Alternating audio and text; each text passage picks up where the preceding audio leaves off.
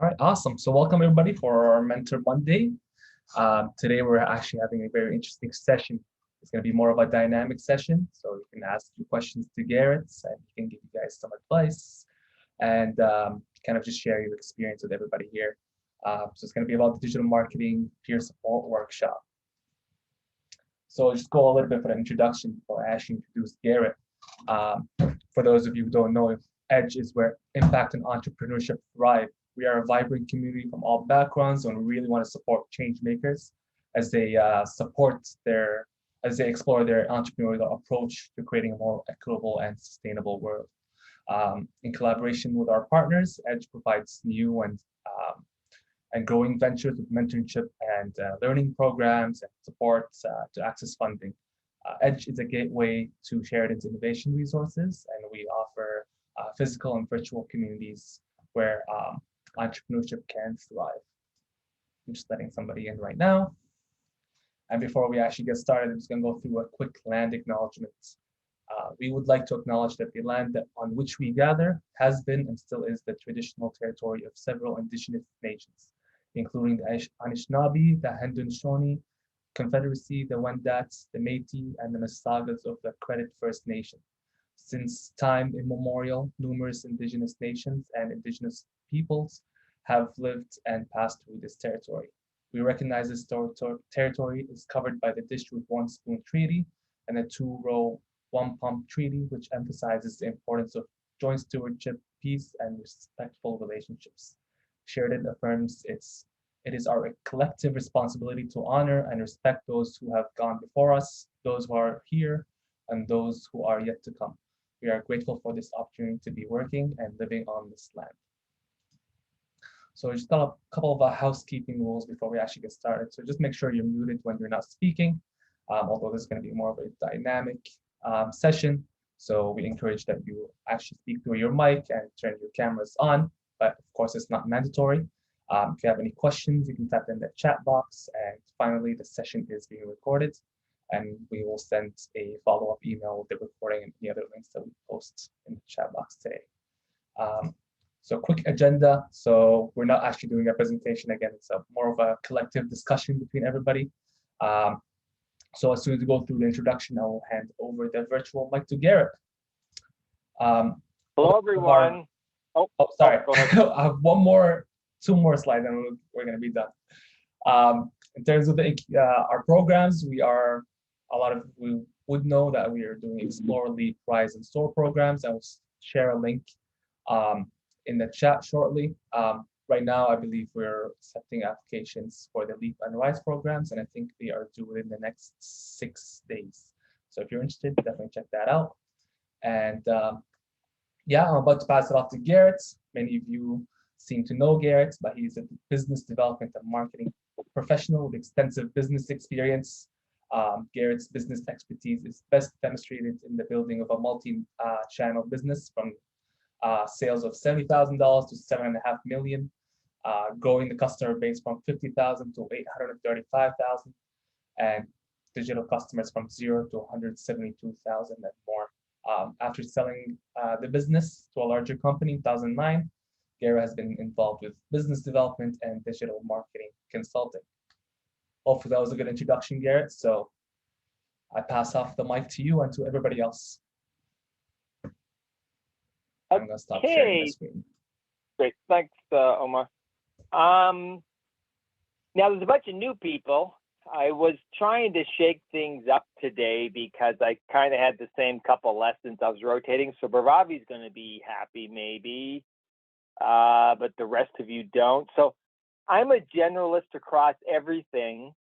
I thought I haven't quite done it this way, so I thought I'd try it out and just kind of make this an open forum. So if you want to jump in with any best practices in your end, and if I have to, I could go to some slides and things, but I didn't really plan the workshop this way, and I guess this is an experiment. So what you have a little bit, let's say today, okay, let me put it out to the community right now. What were you expecting today? Give me a few ideas. I've got an idea, but I want to see what you're expecting. Anybody jump in? Hi there. Can you hear me? Hi. Hi, John. Hi. Hi. I was thinking more about because it was a digital marketing workshop. I came in with the sense that it might be more about how to market your services in terms of social media platforms and that kind of thing. So digital marketing. Okay. So, Joy, you're coming in for some knowledge increase related to service marketing. Okay. Yeah. Now, in terms of format, I mean, I can do a quasi lecture, or we can jump in. Well, you know what I'll do? Let me start with a process I think will work, and we will see. Okay. So I am going to go to Ravi first.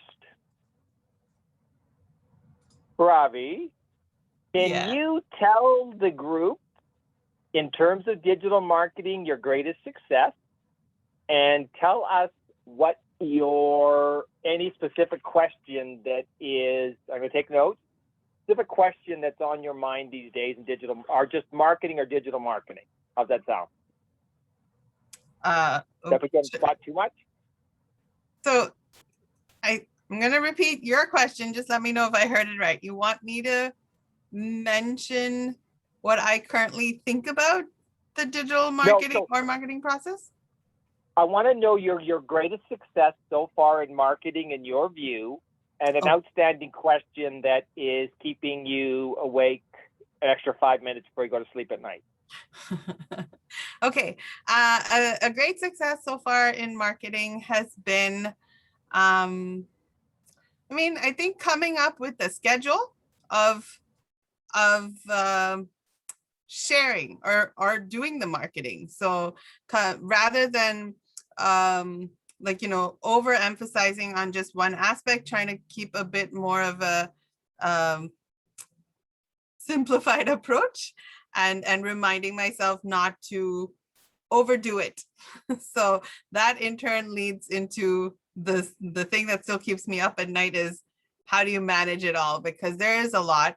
And it's one thing to look at it from a digital marketing, but then in general marketing, which, strapped for time when as a founder, I'm juggling other aspects of the business as well. So in trying to know how to tap into what's possible. So that's what's keeping me up at night.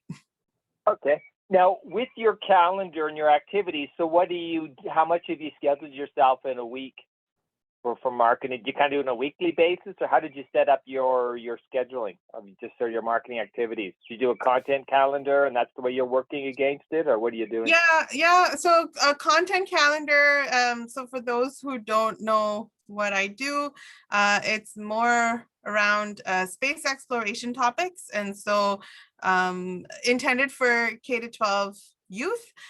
So in terms of the content, coming up with a combination of promoting programs, promoting products, but then also incorporating like what's happening out in space. So like space event anniversaries or things like, so having a calendar that, again, is not too heavily focused on one approach, but is a bit more appealing to meet all needs. And at the same time, the challenge is also juggling between different platforms, because we're on the common ones for social media, and then there's LinkedIn.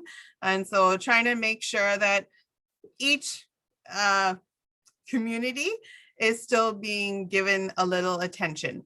But again, what's that frequency, and what is it taking in terms? I think the biggest challenge is that content generation. And so time put in to research that topic or knowledge and then formulate it into something that is good for marketing is the biggest challenge. Now, Ravi, I'm going to ask you a question, but I'm going to give the first tip. Ravi is giving us our first tip so far, everybody. So when you're doing your content, I'll just highlight this point that Ravi mentioned, is you're doing two types of content almost. So consider this. One type of content is engagement, and that's just giving away good stuff. And for new feeds and new social platforms and new websites, I always recommend that a lot of it initially is just engagement, putting up stuff of value for people. And that kind of happens ongoing. And the other part of content marketing is generating around promotion or campaigns. And it's a lot more thought out. It's more methodical, where you'll do like a blog page, maybe 10 social posts, maybe tie an email to it. And it's going down potentially strategically trying to drive them down a funnel, trying to convert them from, viewers of your blog or viewers of your social media to activity. And that one again, so that's more thought out. But so let's say Baravi gets up at 8 a.m. and thinks, I'm just going to do this thing on black holes because Garrett was questioning me on that. I'm going to put a blog post here of the newest findings. That can happen anytime, anywhere.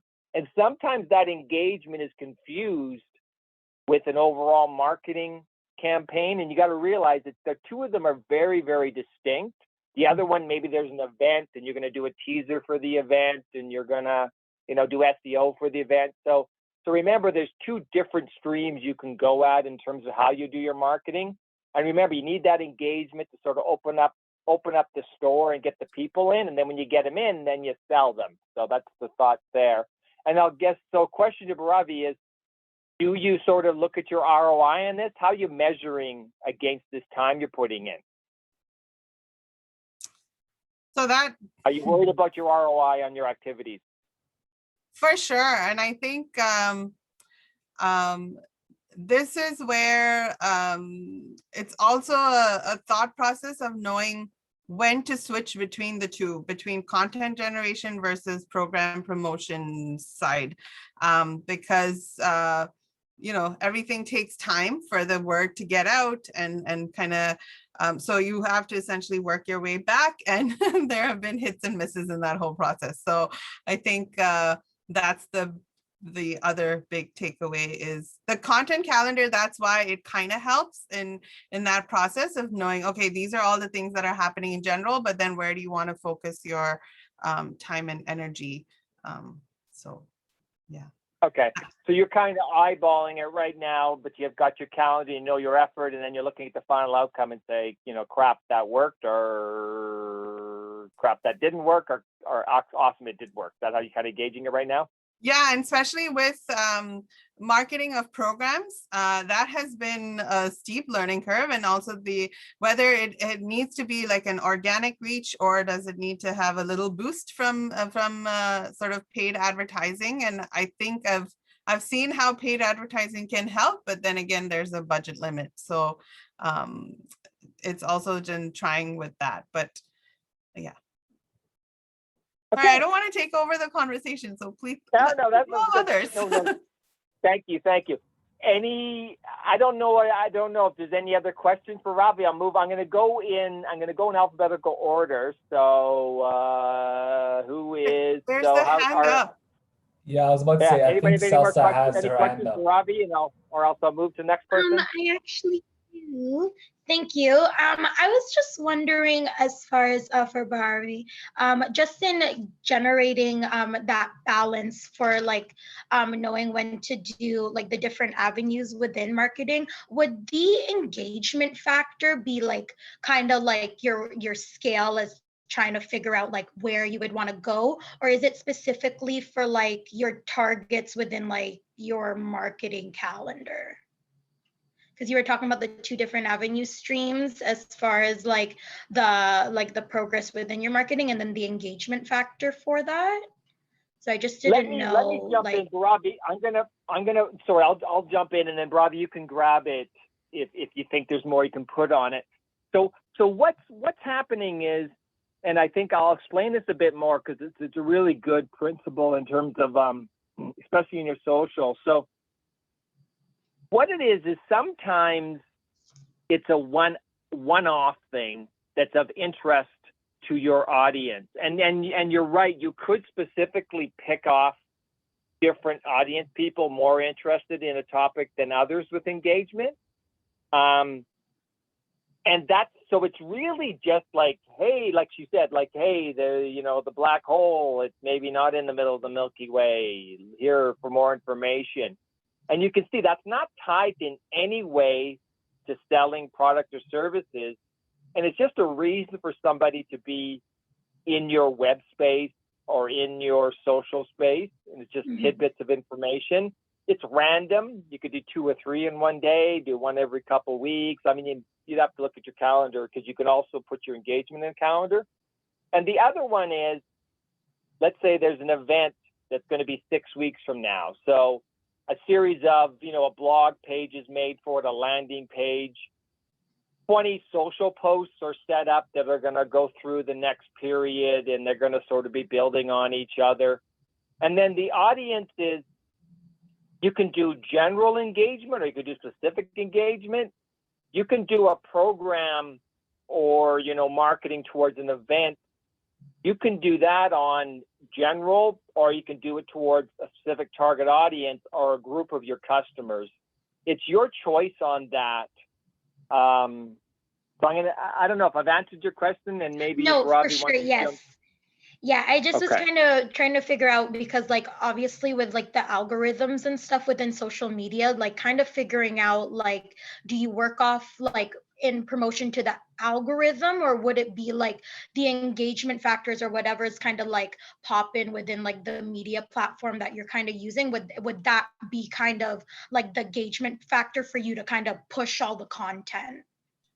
So Yeah, go ahead, Robbie. Yep. Sorry, I think the short answer is that second option that you listed, just because knowing what the content is and what I want to get out there, and then finding, I mean, of course, in about 2.5, 3 years sort of a time, it's in building that sort of connection, ranging it between the in general topics of interest. We have like a Feature Friday series now that is a bit more focused, and that's again bringing more people into what we do, or how we're tailoring everything, right? Like with the idea that, hey, they hopefully will become a client, but at the same time not actively going and reaching out and be like, you have to become a client. And so that's where the sort of balance comes of content versus promotion. But I will admit, promotion has not necessarily gone as well, and so maybe I need to rethink on that process. But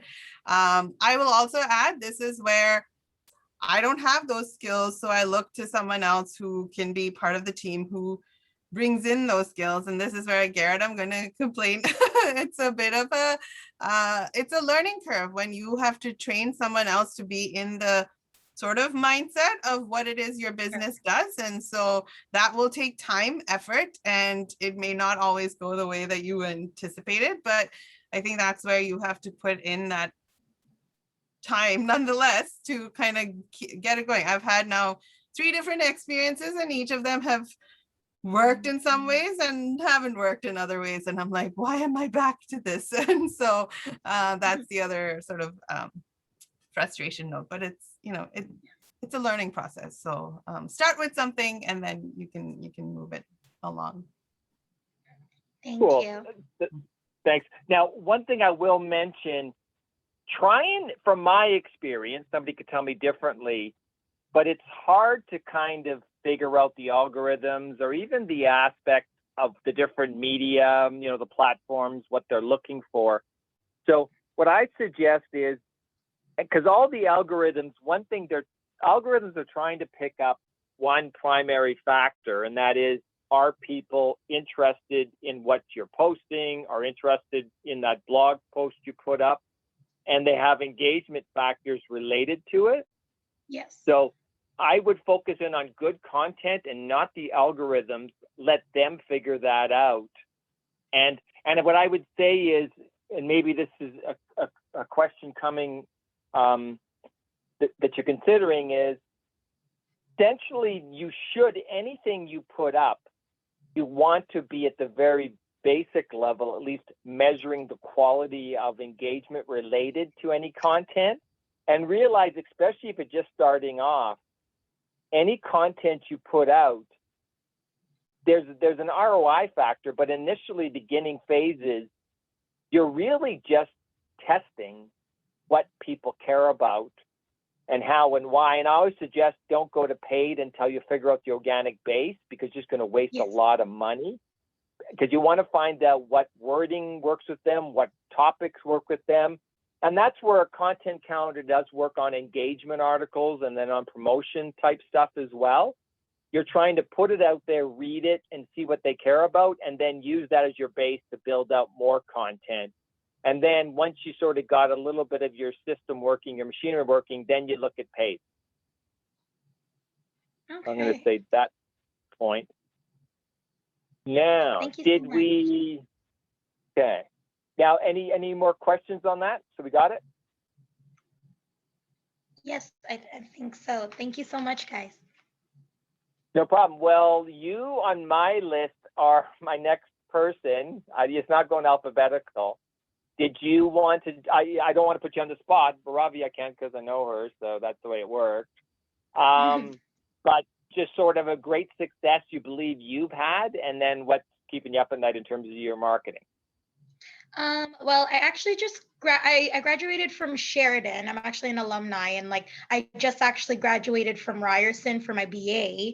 I'm just trying to like really navigate, because majority of the programs were kind of campaign based for marketing.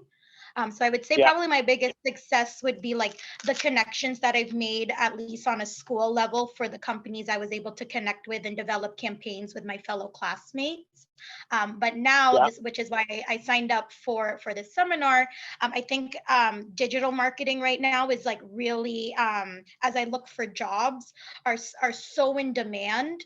And it's a lot of the engagement factors and like the analytics part, it's kind of very heavy as far as like content creation, making sure that you're engaging with the customer and like trying to see what their content calendar, if those initiatives are paying off.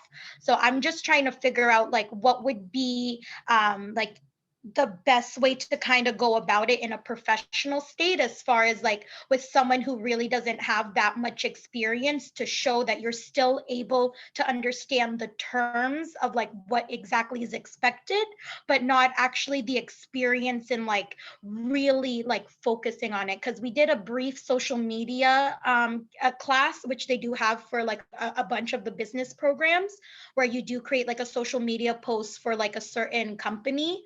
And then I think we use like Hootsuite to monitor the engagements and stuff in Google Analytics.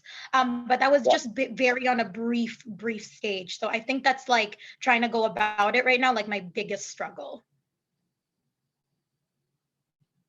So your biggest struggle again is just sort of measure or trying to determine the content and just read the engagement of it. Is that right? Yeah, just basically how to I'm able to still understand like what to do in that sense. But the thing is, I haven't had like any sort of like actual experience. Like my main experiences are with campaigns and developments for like for developing companies primarily, not anything that we would have to spend a lot of monitoring the engagement factors. Okay. The good news is, if you think about it, like, so your campaigns are based under the notion of integrated marketing communications, right? The notion of setting up promotions.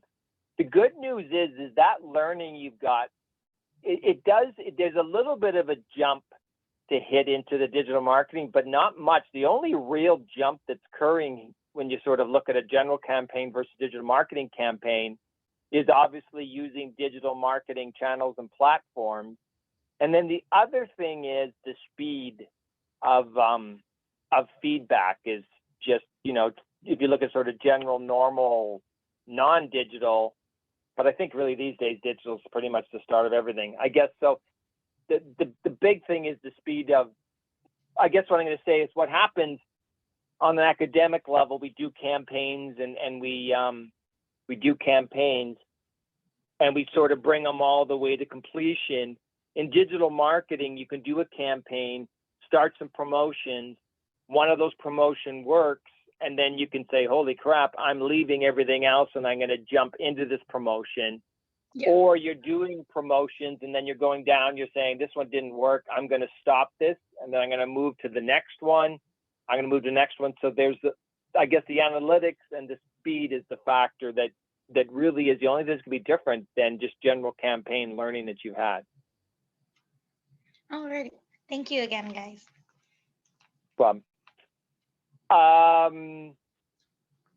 Any questions or thoughts on that? Anybody?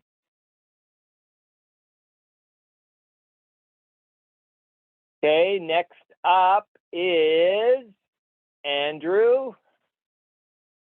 Andrew around? Andrew is hiding. Hi. Oh, there's Andrew. Hi, Andrew. Yeah, sorry. Yeah, the two questions. One is sort of what your great success has you'd like to share, and then what's keeping you up at night, other in marketing related, not other stuff. I think I'm gonna just be honest with you. I think that this is I signed up for this meeting thinking it was a little more beginner than maybe it really is. My partner and I, Dominique, are working on a business.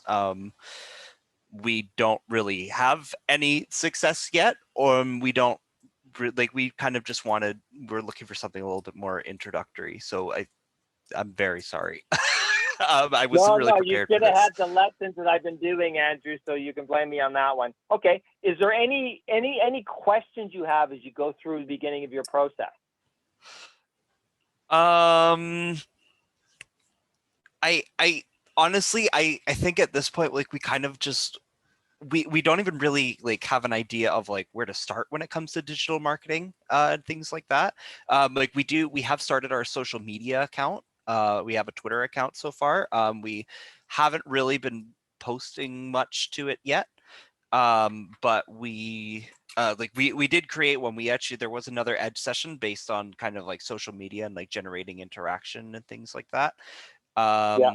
We are kind of just looking for content to put up there at this point. So we're not really sure if there's more stuff. Like we should be looking at angles other than just social media and things like that, I suppose. You know what, everybody? So Andrew, I just did a blog post. Everybody seems to hate it in terms of my research team. But you'll be my test. So Andrew, you can read this blog post while you're listening in this game and ask me some questions, but that's the process of getting into content, and that's the beginning of your entire process. And again, everybody's beating me up. Omar, I mean, between Sajinda and Noreen, they've totally said that I've made a terrible article. But Andrew, you're going to be my real world test, and Omar's going to be a witness. So read that article and then come back to me, and I'll be able to help you out. Okay, thank you. Okay, no problem. Now, and it may be, if it is too much, they said I was going too complex and wordy. So Andrew, you'll be my guide to say, no, that's way too much, or else, awesome, Garrett, they have been maligning you with unjust cause. Okay, sounds good. Awesome. So yeah, read that over and then bring it up. And anybody else who's got time to sort of buzz through it, it'll help. Because that really is digital marketing in a nutshell, that blog. But okay, so Brooke, where are you? Hi. Hi, Brooke. I'm in a similar boat as Andrew and Dominique. We're all in co-op on the Edge together. Yeah. But my business is functioning. I have an Etsy and a big cartel shop where I sell stickers and prints and things like that. And yeah, I just, over the past year, I haven't been super active on social media, and I feel like that's the best way for me to market myself as a shop, just based on what I do. And I was just hoping for a little bit more guidance on how to do it correctly and well, and how to create a schedule and stay active. Any tips or any help? I just kind of came in with an open mind. I didn't really have any questions in general. I just wanted to know what was happening with the. Okay. So Brooke, I'm putting you into the penalty box with Andrew. I'm sorry. Read that article, and then let's go. So read the article. I'm going to move on to somebody else. So read the article, and that we can talk about if you're in the beginning phases. hopefully that will explain things. So look through the article and then ask me any questions. Sound Okay. fair? Yep. Awesome. Thank you. Okay. Dominique is in the same boat. George with the COVID empty office. Okay, I've my company's been around for a while, so I guess I've been lucky. I've had a lot of success, but anyways, a couple very successful things. My name was on a website once, and I got a project from. Actually, I got a lot of projects from Department of National Defense. That was one Cool. pretty successful digital marketing thing that happened to me. Another one, I sent a random email to somebody, and you know, you might send out 1,000 random emails and you might not get any response. I got a response, and I got a small project with somebody.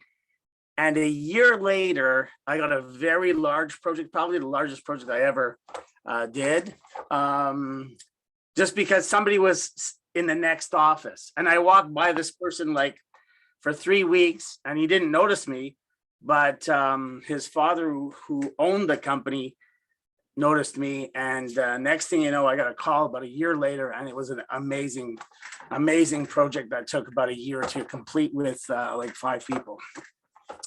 So that's. Cool. Are you the George with Shukran's George? That's Okay, right. Oh, I've actually talked with George. Okay, I know George. Okay. I've cool. met you. I've been over at Sheridan, and I've worked with a lot of the students. Like they've worked for me in co-ops. And actually, right now I'm kind of partnering with a person that went through the animation program at Sheridan. That's Cool. another question I wanted to ask you. What keeps me up at night? Well, you know what's funny? When I first started my company, if I was drawing a graph, it was like each year things got better, and the next year it got better and better and better for the first 10 years. And then in 2009, you know, things kind of died out, and then they came back. It took a while, but well, maybe it's COVID, because it's not, you know, this is not regular times. So actually for me, it's been pretty good. The last 2 years has been good, but it's kind of a roller coaster. It's kind of like, okay, it's been pretty quiet for a week. Wonder what's going to happen. So I do all kinds of digital marketing. I go bonkers. I do everything. And then you're thinking, okay, well, nothing's working. Then all of a sudden 4 projects come in, and they're a lot of work. It's like, I don't know why it's like that. It's like a roller coaster. But anyways, it's a good thing to have, you know. You have the ups and the downs. And I know your world there. I know on the services side, the big pain in the ass of services is the boom and the bust going on, right? I know, like in digital consulting, you get about 4 or 5 projects at once, and then, you know, you're busy as hell and can barely do it, and then you go off to these dead zones, and it's always just friggin' annoying as hell. Yeah, that's it. Well, it's been like that, I guess, for the last 2 years, but I've been doing quite well. Like, I can't complain. But it is a roller coaster. It wasn't like that. The first 10 years, from 2000 to 2010, there was a solid amount of work coming in. You could say, well, I was saying no to projects of $50,000. I was saying, no, I'm not interested. But now it's a different story. Now it's like this. Now it's like up and down, right? So anyways, that's what keeps you up at night. Now, so George, do you have any specific questions related today that we can help you out with? Well, yeah, there is one question. So I have the architectural visualization business, and it's doing well. It's doing okay. But I want to launch this other business that is, it's computer animation and special effects for movies and film. And this would be the company that one of the grads from Sheridan, he's very, very talented, and he's just created this demo, and it's on our website now. But that area, like, I have a few contacts, but I'm not sure how to start it fresh. how to like go out there and say, hey, you know, I don't know those people, so I'm not sure exactly where to start when you're starting. Well, I've got a lot of experience. He has a lot of experience, but where to actually start? I'm going to give, okay, that's a good question. George has done a good question, everybody. I'm going to give also, there's your bonus round to my blog that those people are reading are going to come back to me on.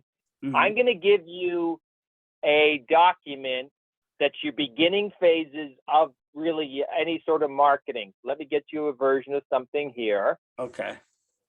I'll share with everybody so you can grab it off my drive. It's a brand new course I'm building. Now let me share this. So just going inside, making it so you can see it.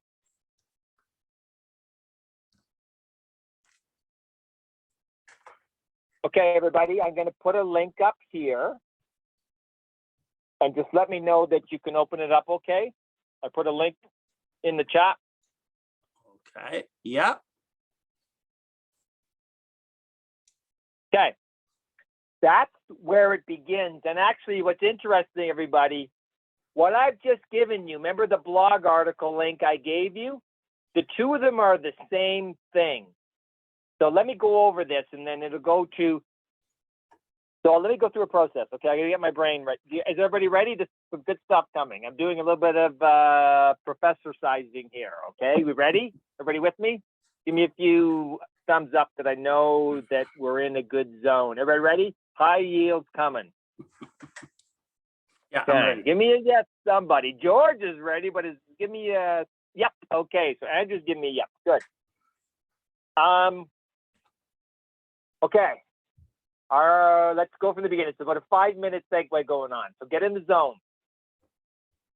So what happens here is your business has something called a value. Everybody, if you haven't heard, there's a value proposition. Your businesses really work on two sides, or three pieces to your business. One side is there's customers with problems. The other side is you've got products with solutions. And really where marketing comes in, this third leg, is you need to promote to those customers with the problems that you have the product solution. And any new business has to have a solid value proposition. There's got to be customers who need your product, and you've got to have the product for them. And ideally, it's not competitive. You're going to try to find a space in the market where you're not banging up against everybody else. Okay. So you're trying to find a, you know, that blue ocean, red ocean thing. I read that book. It's really kind of boring. But the idea is you go to the spot where the competition is not, is what you're trying to do. So value prop is great. And some of you, to some extent, make this mistake where you start to say, I'm going to promote all my products or my products to all my customers. And a problem there, it can work if you've really got something really neat or unique. But if you don't, like let's say what George is going in now, somewhat unique, but it's probably a fairly crowded space. So digital marketing works on niches.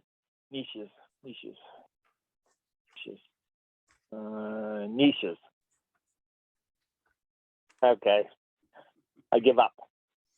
So it works on niches.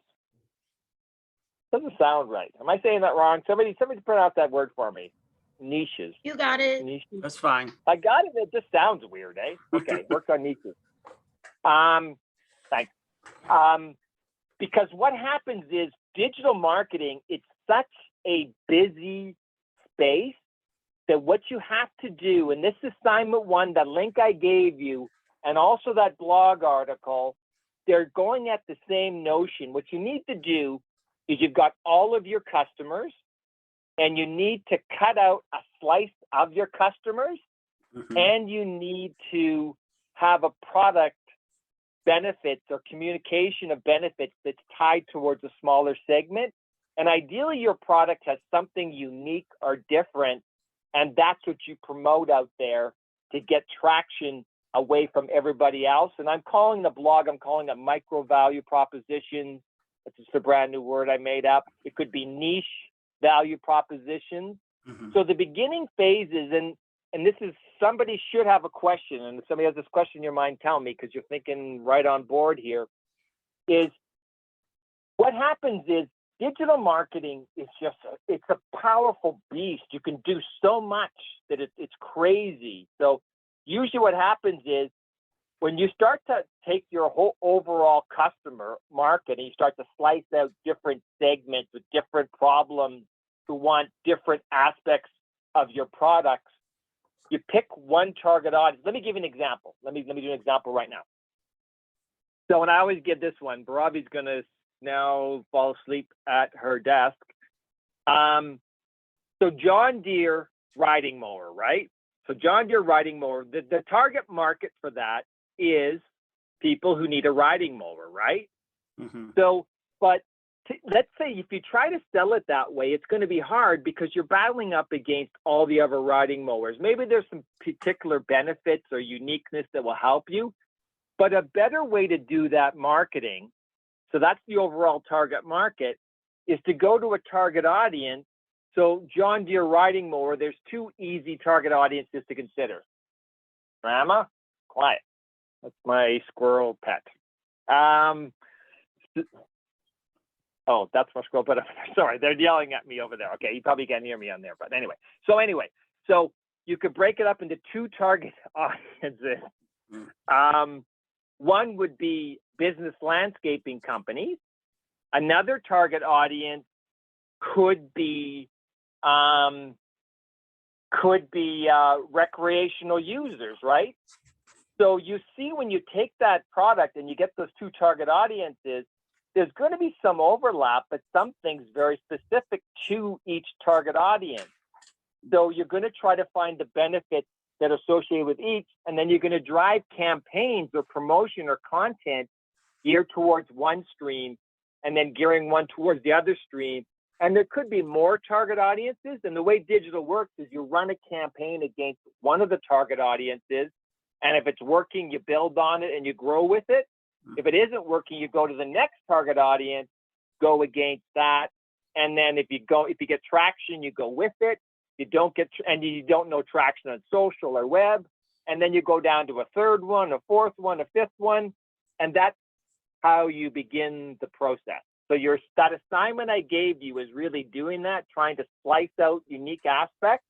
And the blog post is sort of going along that topic.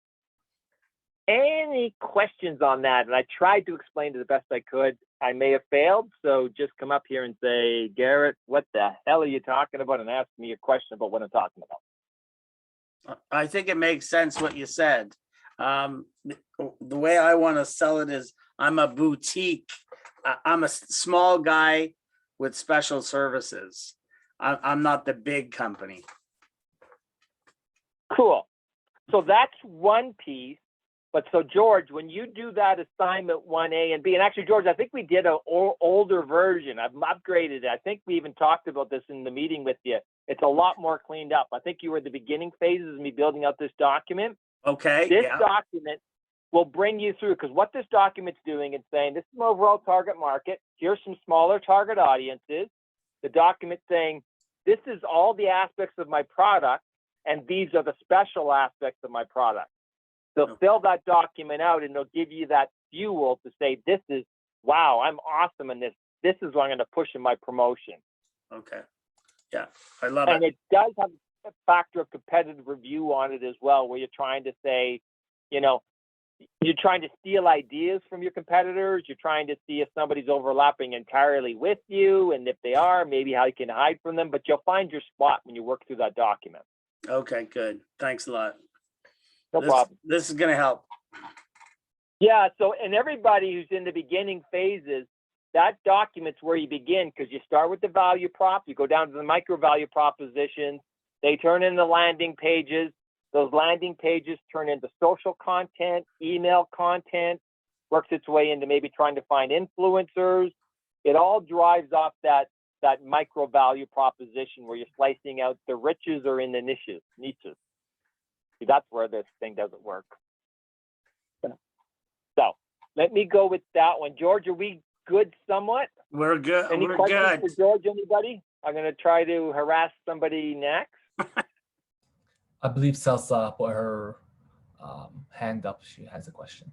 I was Okay, just wondering, go just ahead. all that after in creating your this value proposition, would you still like in a competitive state, would you still involve factors of like your positioning statement, kind of like where you want your company to be? Would that be another factor as far as like your in doing the value proposition Yeah, that's in the a digital good question. So your positioning statement and your positioning map, it's, you know what, that tool could fit in. It's not in here, but you could throw that out as another way. If you think of what all marketing research is doing, if you look at it, and if somebody can, you can quiz me on this, but all marketing research is doing is trying to find out who your overall customers are, any sub-customer groups possibly, where your product is, so that's a tool that certainly you could add to this with no problem at all, with another bit of insight that you could use. So yeah. Okay, thank you. Does that make sense? Did I answer you on that? Yes. Okay. Yeah, it's a tool that's not in here, but it's a great tool to throw in. It's almost, you can see we're looking at competitors in here, but you could take it further with the positioning map and see if there's a spot for you. And then you would take the other aspects of the assignment, and then when you do that positioning, you could say, well, why am I positioned in this place? And then you could build out the value prop relative to where you're sitting. Exactly, because then you because in that way you would be able to at least see like where you would want to take yourself in comparison to your competition and what your company like is offering. Yeah, exactly. So you could do that. No problem at all. Okay. So any more questions, or I move to the next harassment? Joy, where are you? You're up.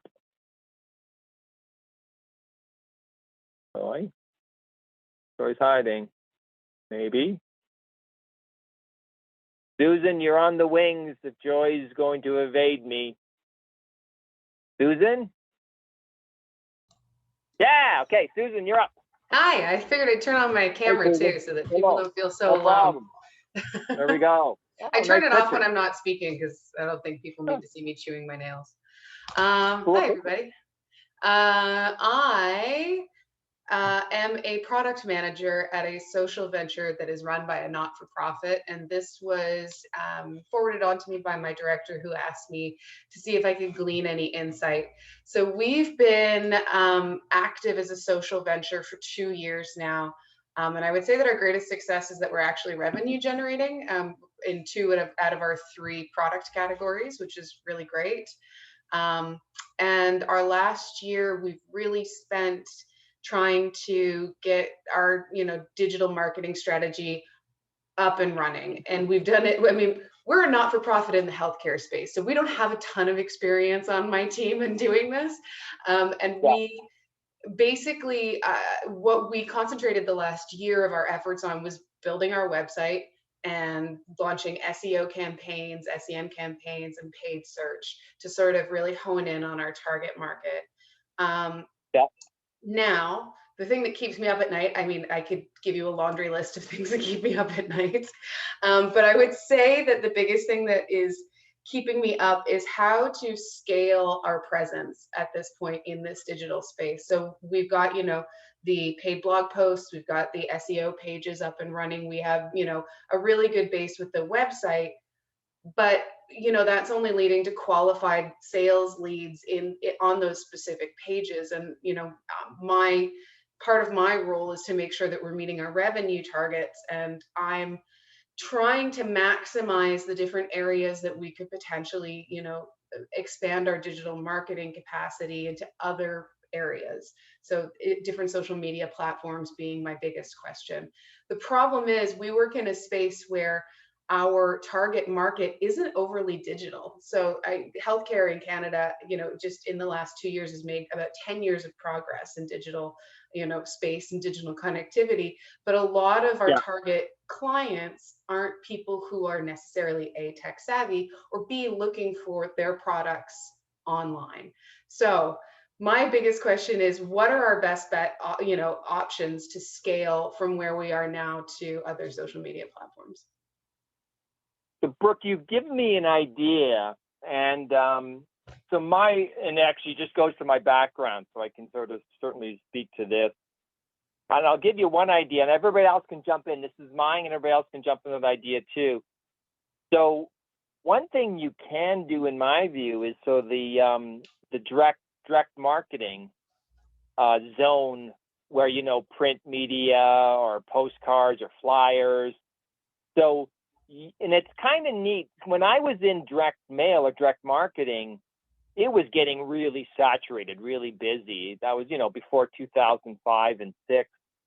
But that is now, because everybody's gone digital, there's a lot less activity in that space. If you noticed your junk mail, it's probably come down tremendously.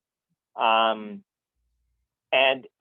so you've got a nice opportunity to sort of mirror your offline with your online, like postcards of landing pages, even contests. We have to go online, and then maybe with the consideration where they maybe are not as digital savvy, you could build content. I guess anybody can sort of do a social post. I think my 89-year-old mom somewhat is. I know she's got a Facebook account. She's all over. The one problem she did have is she visited me in Toronto. She's Edmonton, and she thought her Facebook couldn't move from Edmonton from her computer. But other than that, she's pretty savvy. So you do have an opportunity with the offline. That's just one idea. And I guess what I'm thinking is, even if you didn't have to, the offline is a good way to go to some extent to get past the busy, crowded internet. That's just one idea. I don't know if that helps. Does that help, Joy? Or sorry, Brooke? Or no, Susan. Sorry. Yeah, it does. And I mean, I think it feels a little counterintuitive at a certain point to know that you're putting so much effort into a digital space, which is needed. I mean, it's not going to stay this way forever. And I know that, like, this space isn't going to stay where it is. But at the same time, just to get that revenue and make sure that we're keeping up with that revenue, like, how do we capture those audiences that are still living in the dark ages? And then the other part I'll say for the platform, so each platform, like Instagram's got a totally different behavior than Facebook, different audience, different, people going for different reasons. It's funny. So I have a LinkedIn feed that I basically spend 95% of my time on. That's the only place I am. Yeah. And I went over to Facebook, and I'm getting things like, hey, look at my cat and stuff. And I'm zapping. I don't want to see this because my LinkedIn, I train it to only give me good articles and stuff. And then I said, holy crap, I'm on Facebook. I just wiped out my aunt's post. But you can, to some extent, in my view, and somebody can come here and say, no, Garrett, you're right off. But I think you could stretch out the same type of content across different platforms.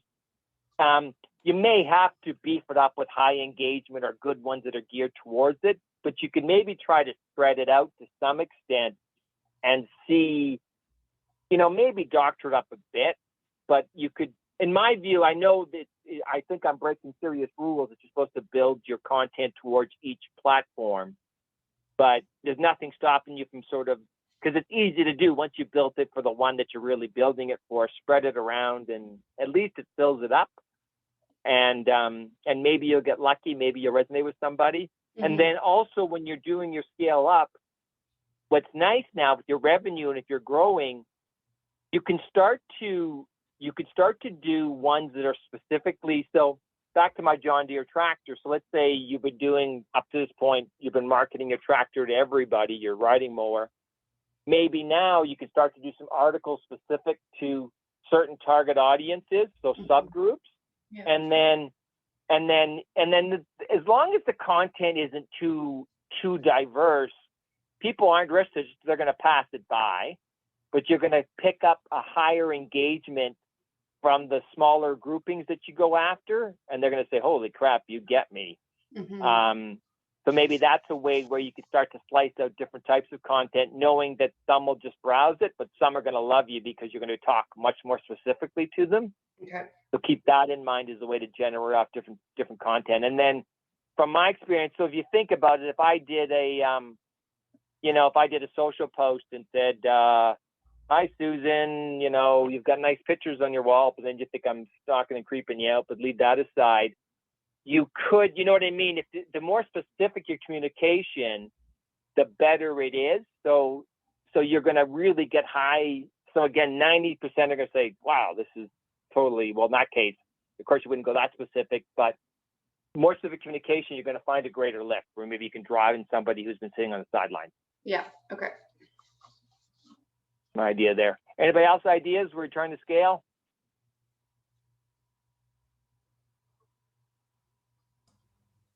I kind of just throw something down quickly in the chat. I just said with other platforms, for example, compared to Google, like with Facebook and Instagram ads, you can get very specific in terms of who you're targeting and when you're creating these different campaigns and ads as well. Too, sure. Right? Yeah. So you can actually have your own customer lists, and then you can go on Facebook and it's called prospecting. You prospect new customers who are who share similar interests to the customers that have already bought from you. Right? So that's one way of actually expanding as well. But you'd have to be on Instagram and Facebook for that. Yeah, and yeah. I think that's, the prospecting right now, a lot of this, because we're so new and a lot of us are new to this sales process, the prospecting has been, very manual. We get the warm leads from the website and whatever capacity that is, and we sort of manually contact them, and I'm manually building a list myself. But automation of that is something that, I'm particularly keen on just for my own workload.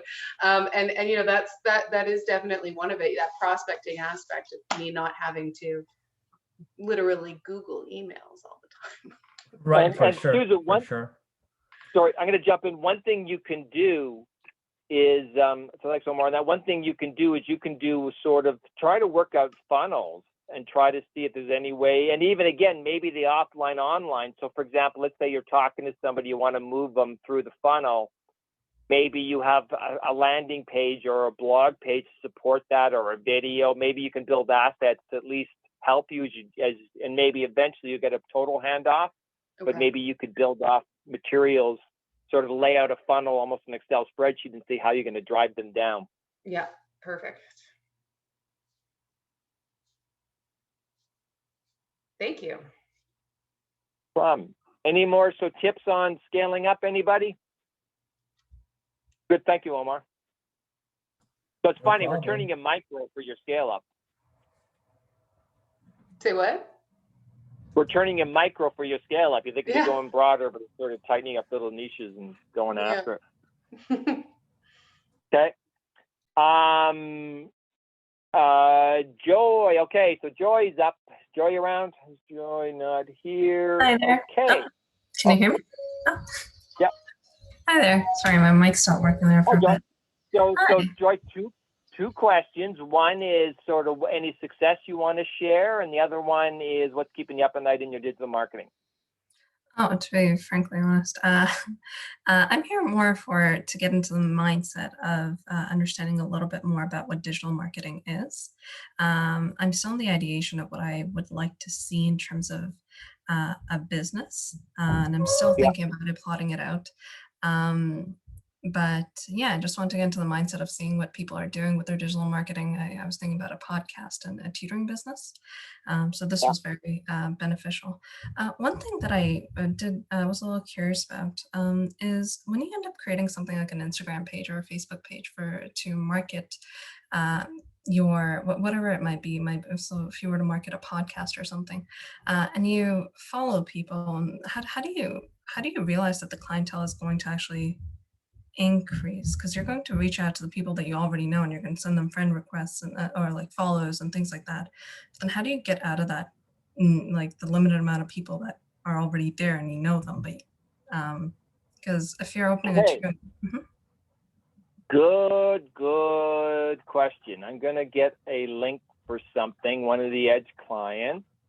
Let's go ahead. Sorry if I cut you off. Keep going while I get this link.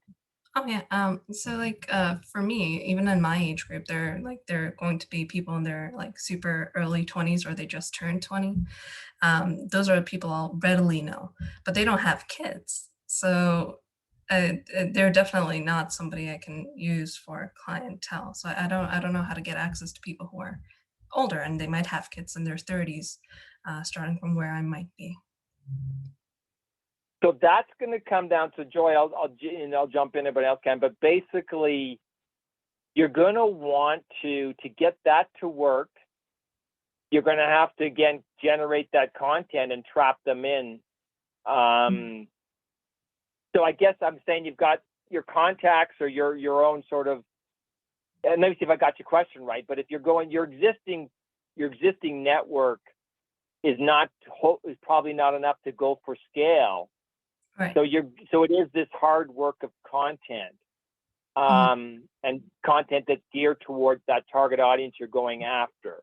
Is that kind of? I'm getting very vaguey talk. If somebody else can jump in. I actually have one suggestion or one kind of idea where you can come in, like in terms of your Instagram, and one thing you can do is you can actually start trying to find other companies or other industries that are similar to what you're doing and engage with them, right? That way their customers or their own followers will see you and they'll try to check you out as well. So that's one way of doing it. One other way is I found it, and it's really just started in the past year or two with TikTok and Instagram Reels. Like if you're creating content that's more video based, it's going to match with the algorithm more. And especially on platforms like TikTok, for example, everything comes organically. You don't really have to share too much, or nobody has to share you. Somebody who's never seen your page before can open up their phone and see it again, right? So that's one other way I would do it. And that's kind of what the whole trend is going for, kind of just like more videos on TikTok and Instagram Reels, and engaging with others within your own industry. Like if you were to share other people, they're more likely to share you as well, right? So you kind of just build those connection and that rapport with others in the same industry. Awesome. I would say. Thank you. It's actually quite helpful. Thank you. No problem. And I did find what I was thinking of. So there's an Edge client, and I just want to show some numbers if I can find the right profile. Yeah. What? Uh-oh. No, it isn't it. But what happens if you can find, if your value prop is strong enough, and you will get your growth. If your value proposition is strong enough, you'll get the engagement that you're looking for. So I guess what I'm saying, just make sure when you're starting out or doing something in the beginning, that there should be some type of good demand, and then your content to a large extent. I was going to try to find it, but a new Edge client did sort of social NTF. And it's kind of a hot area, and they had they were up to like 30,000 followers in 2 months. Wow! And because it's a hot area, the value prop was strong for what they have. So what I'm going to say, I guess I'm going to say to some extent, is your content and your engagement is only as good as your value proposition. There's got to be something unique or exciting about what you're doing. And if you're finding that you're trying to get traction not working, then you need to sort of rejig what you're doing to some extent. So maybe it's the way you're communicating it.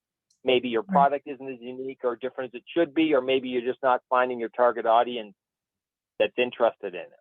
And you keep jigging around trying to get that to work. Right. Awesome. Thank you. Thank you.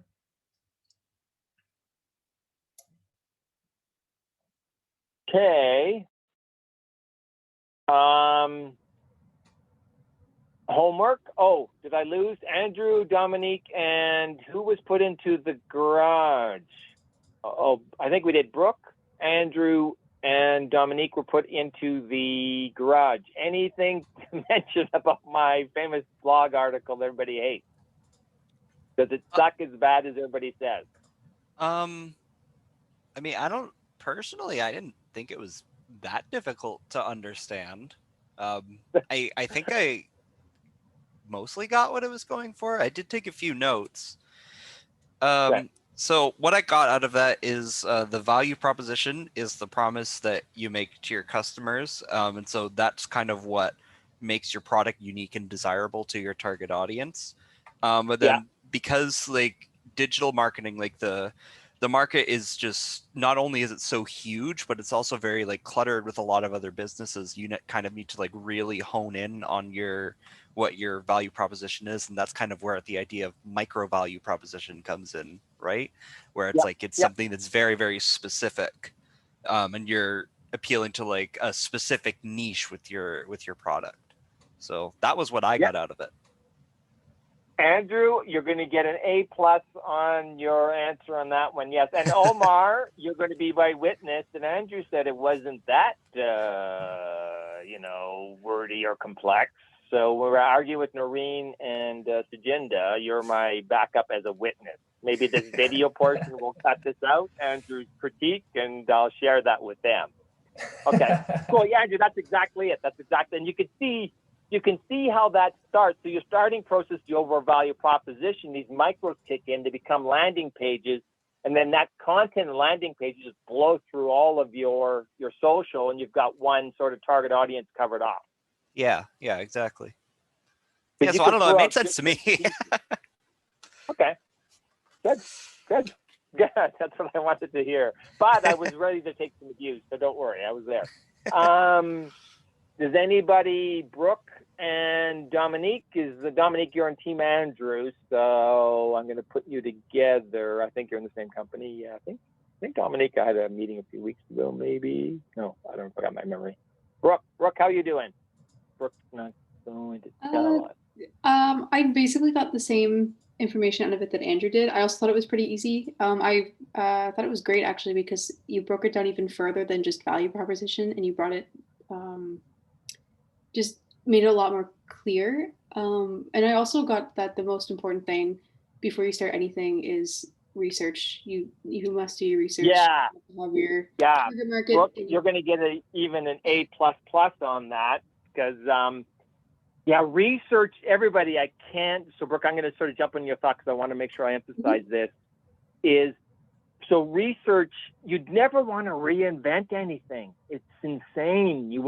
So really any sort of digital marketing strategy, 80% of it is research, trying to find out what's out there, what's worked, what hasn't worked, what can you steal, what do your target audiences want. That research is fundamental because it'll put you years ahead to sort of start with a blank canvas.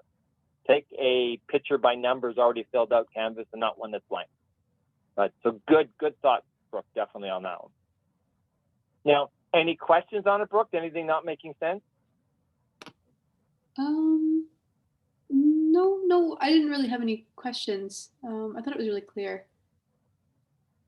Okay. Yeah. Cool. Great. Thank you. So, no problem. Thank you. And so we're kind of maybe winding down. Everybody's saying this is interesting. This format, I think I should have actually done a lesson today, Omar. I think there was a bunch of people who I haven't talked to, so I think I kind of messed that up. But Baravi, I guess, is a little bit happier, and that's the way that works. But anything in general, everybody, any general comments, any general questions, let's go for it. Let's make it a free-for-all. Let's make it a dust-up. Good. Brooke's a happy customer. Good. Andrew's a happy customer. Good to see. I definitely think that the document that you shared, the assignment 1 document, is very critical. Like it kind of gives you the base to like kind of work on everything after. So it's definitely a great place to start understanding where the value proposition comes in. Very, very great place to start. So for those of you who said they are kind of just getting started with digital marketing, this is a great way to kind of just reflect on what you have and where you can build from there. Yeah, I think it's also going to be really helpful to continue to reflect back on it too, like to make sure that you're doing it fairly regularly and knowing where you are aligning your strategies with, like in my example, scaling. So thank you for that. Yeah, so Susan, you're right. Like if you think about it, ongoing, you're always trying to tune up. And the thing is, it's great for a new venture, but it's just as good for an older venture or more established, because you can also go off to different places, find different ideas. Because you think about a large extent of brainstorming documents, so very good point, that at any point you go back and say, look, let's go back here and go to the well and see what else I can go after. So Yeah. definitely. There's a million things that impact the trajectory of a product or a service that you offer, and you can find yourself 10 steps behind where you initially thought you were heading out into. So and there's always new places to go that maybe you didn't think about, that you get ideas to go after something different. The neat thing about digital is, the exciting thing is, it's such a wide toolbox that you can go, you go right into Facebook for a few months. You can go different places in great depth and shift around a lot. So that's the neat thing about digital. It's just, and you get a vein that's working and then follow that, and then everything else sort of goes on autopilot. So definitely good tune-up. I would agree. I know that I've given this to clients who've been around a few years, and it's actually to some extent been higher yield for them than a new client coming at it, because they have all that information and experience. Okay, so general questions, anything, general comment. Let's squeeze out another couple minutes. I have one. Can you give us your favorite value proposition? What would be something that you think just really is at the top? When a company says, I don't know, like I don't know which company you're going to use, but what would be the best that you've ever heard? Well, I'll tell you one. So it's kind of my memory's so bad, but I'll show you one that's more recent. I'm going to give you a website here. If I can find the website. So I've probably done that assignment one with about 100 different people over the last few years, because I've done a lot of mentoring with it. So I always use that to kind of start my mentoring process. So I make the clients fill that out, and then I'll start the mentoring. And the neat thing is, I've done that assignment one so many times that I can almost tell, looking at the USPs, whether they found a niche or not. So that's the neat thing, and clients will say, no, I think I have. And I said, I don't think you have. And then they go off and it doesn't work. And they said, yeah, you're right, I didn't have it. And that assignment one, some people will take a week to do, and some people will take 3-4 months to do, because they can't get their head around it. So I just gave, George, I gave a link of one of the ones that I worked with on mentoring, and it's the Spot app. And the neat value prop they had was sort of this just in time. And then it was for gig economy, gig workers, like for Amazon or something. And there was a bunch of prerequisites built in, and then they were scoring on staff and things. So this was a really, really successful. So you look at an HR situation, they found a space in the market that was just beautiful. I know the company's doing well too. So that's a good value prop. They built in, if you look at some of the factors in there, like it has the employees, it registers where they showed up on time for the last assignment. It registers certificates they have for the assignment. It sort of pushes out into radiuses where you can do a call out for workers. So it's AI, or not AI, it's basically data mirrored with a hiring, and it's quite, that's my favorite recently. Okay, good. Thanks. No problem. And I could tell when they did their assignment one, it just lit up. It just, boom. It worked. I knew they had it. One of the hardest value props was a coffee shop out in Oakville. You don't realize how competitive coffee is. And they just thought, we got great coffee, great service. And then I was just saying to them, I don't think that's enough. So, you know what I mean? Coffee's brutal trying to get a USP out of. It's just a brutal space to it. It's extremely competitive. So that was probably one of the hardest ones, or the worst ones I've seen. Especially when a client comes in and says, I make great coffee. What else do I need to do? Okay. We're going to have a little bit of hard work getting that message out there, but I'll try. Cool.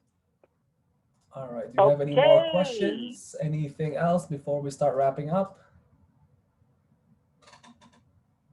I think we should be okay. We have, the respect of everybody's time. We can just wrap it up right now. Thank you so much, everyone.